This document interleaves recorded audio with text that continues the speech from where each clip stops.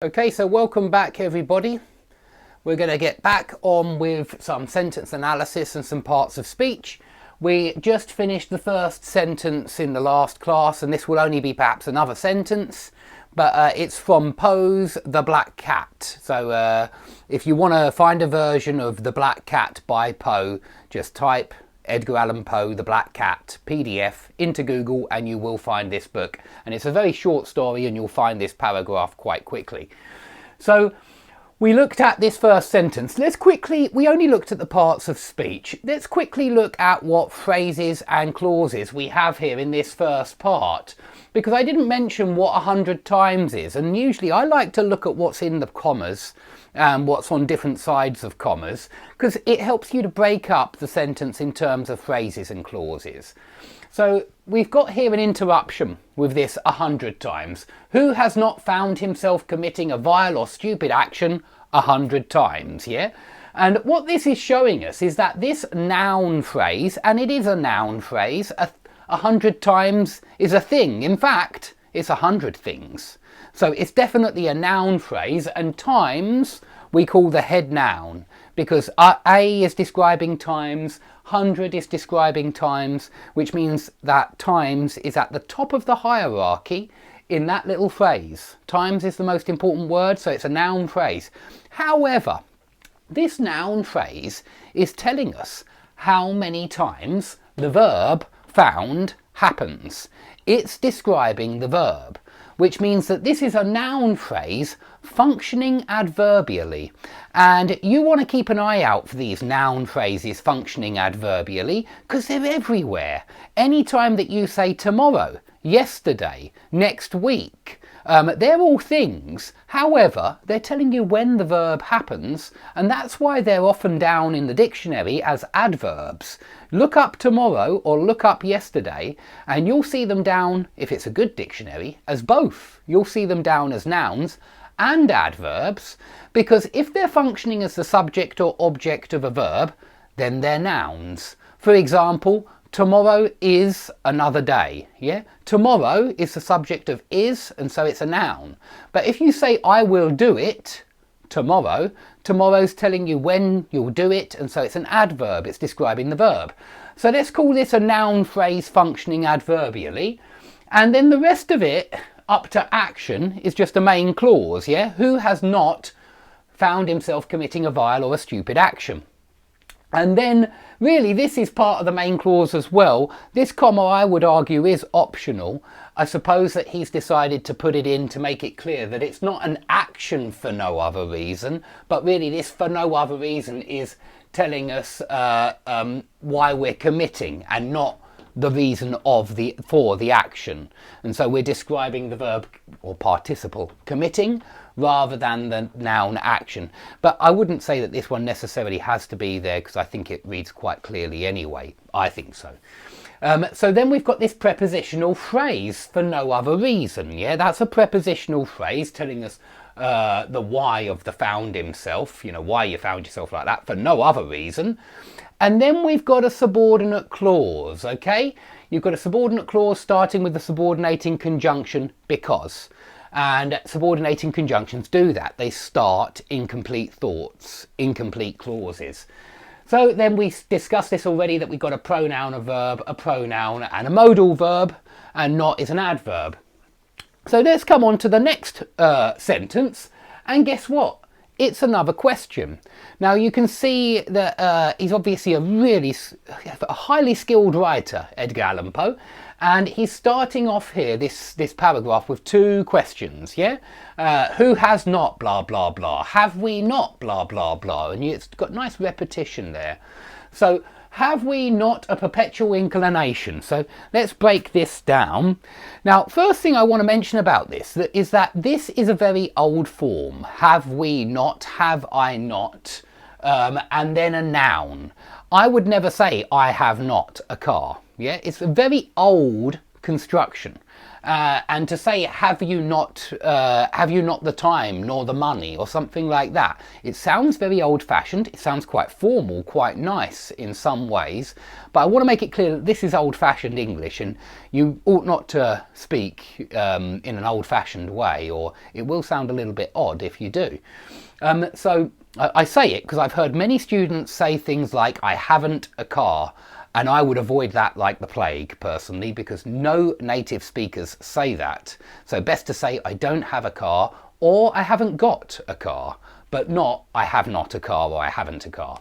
Okay, so have is a verb, and it's a verb because it's got a doer. Yeah, we have we. Yeah, so this is a verb, and this is a pronoun because it's standing in for other nouns, as we've discussed earlier. This is an adverb still, as we discussed earlier, because it makes the verb negative, so it describes the verb.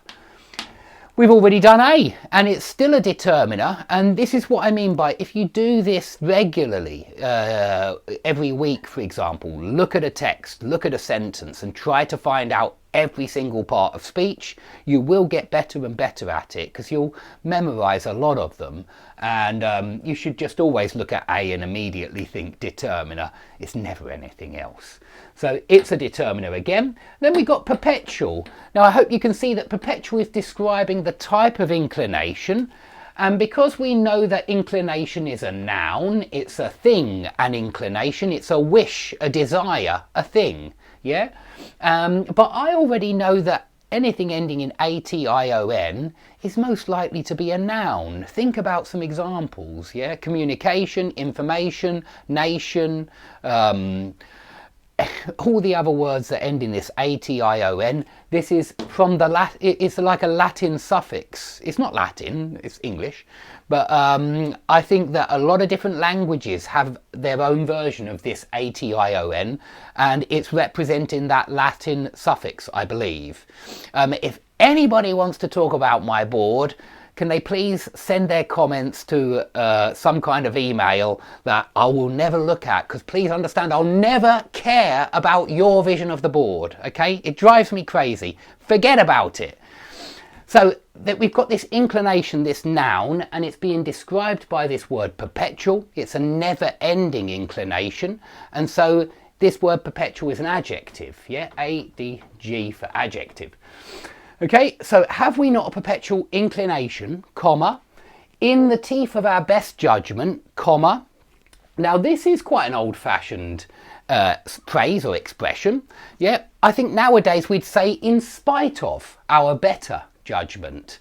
In spite of our better judgment, it's really common nowadays, but obviously in the past we had different ways of putting this, and so we've got in the teeth of our best judgment here instead of in spite of our better judgment. Now in the teeth of and in spite of, they're kind of a prepositional phrase, yeah? Notice that it starts with a preposition, and we know in is a preposition. I mean, a lot of you out there will immediately know in is a preposition, just like on, in, under, above. They're all prepositions because they're followed by nouns, but I want to make that clear that it's followed by a noun phrase, in the teeth, and then we describe the teeth with of our best judgment. What kind of teeth? The teeth of our best judgment, yeah? So these are two prepositional phrases, but they accumulate, they don't coordinate, they're not equal prepositional phrases, but we have a preposition and then a determiner and then a noun. Okay, preposition, determiner, noun. Very common pattern that you'll see again and again, because let's look at the next part. Preposition of, determiner or possessive pronoun, but possessive pronouns are determiners. So preposition, determiner. Okay, we've got an adjective here describing the noun, but then we've got a noun. So look at that, preposition, determiner, noun, preposition, determiner, adjective, noun. It's really common to see these prepositional phrases, and it's very useful to identify a prepositional phrase because they're always functioning adjectively or adverbially, and most of the time it's adverbially, but not all of the time. You know, this whole section is functioning as an adverb, and it's telling us that in spite of our better judgment, we often have this perpetual inclination, yeah? So it's telling you, it's describing that clause or that verb, and it's contrasting with that verb, that in spite of our better judgment. So it's telling us the conditions under which we don't have, we have not this perpetual inclination. We always have this perpetual inclination in spite of our better judgment. So it's the how we have this perpetual inclination. I hope that makes sense. So this is adverbial, but this part of the prepositional phrase is adjectival. It's describing teeth, yeah, of our best judgment. Just this part is describing teeth, so it's adjectival. I hope that's clear. Okay, so this is an interruption in these commas, and it's an interrupting prepositional phrase functioning adverbially. So we can call it an adverbial phrase. There's nothing wrong with that, but it is a prepositional phrase because it starts with a preposition. Now then you've got, have we not a perpetual inclination? Now what kind of inclination? An inclination to violate. Now this is quite interesting. We spoke about this recently in verb phrases, because to violate, I hope you can immediately see that this is a 2 plus infinitive pattern. It's really common, 2 plus infinitives, yeah? I want to play football, something like that. And you normally see them after verbs, yeah? I want to play football. I need to see the doctor. But not always, and this one, certainly not. Because if we take out the prepositional phrase that's interrupting the main clause, we'll see that to violate is actually describing the inclination. And so in verb phrases, that previous class, which we did perhaps a week ago or 2 weeks ago, we found out that verbs can function as adjectives. We can say something like an order. I think the example I gave was the order to advance. Yeah, maybe the general gave the troops the order. That's a noun. What kind of order? The order to advance. To advance is describing the noun. So 2 plus infinitive verb phrases sometimes function as adjectives, and this is a good example of one. To violate is describing the inclination. Okay, so here's another 2 plus infinitive that functions adjectively, and they can do that. And then, an inclination to violate that which.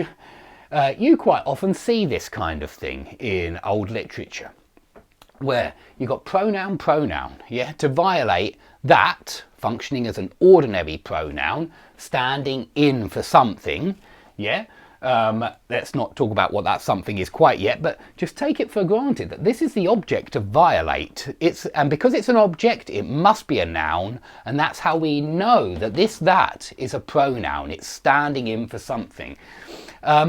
And then we use another pronoun, which, a relative pronoun, to stand in for that pronoun. So we've got 2 pronouns here.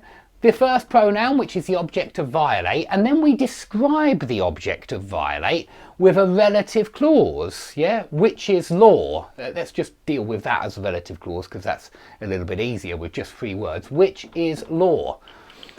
So this, you're violating that which is law. So in other words, you're violating the law, yeah? We're describing this with a pronoun, and then we're describing that pronoun with a relative clause, which is law. In other words, violate law. Yeah, that would have been a much easier way to say it. But of course, for one reason or another, Edgar Allan Poe decided to put it like this. And so we've got pronoun and then a relative clause describing that pronoun, law basically. And then a comma, and now merely because we understand it to be such. Now the word that stands out for me in this chunk of information is the head word, yeah, and that's the word that I want you to look out for all the time in order to break up sentences in terms of parts of speech. Look for the head word. This is about hierarchy. It's about finding the word at the top. And if we look at all of this stuff here, the word at the top, which should scream out to you, is because. And it's because is a subordinating conjunction. It's a word that sits at the start of a subordinate clause, and it makes that clause dependent on something else. It makes that clause incomplete. And in that sense, this because is joining all the rest to the earlier part. This because is giving the reason for the verb violate. Yeah, it's the reason why we violate, you know. Why have we not a perpetual inclination? Let me just go over that one more time. I might get in a muddle.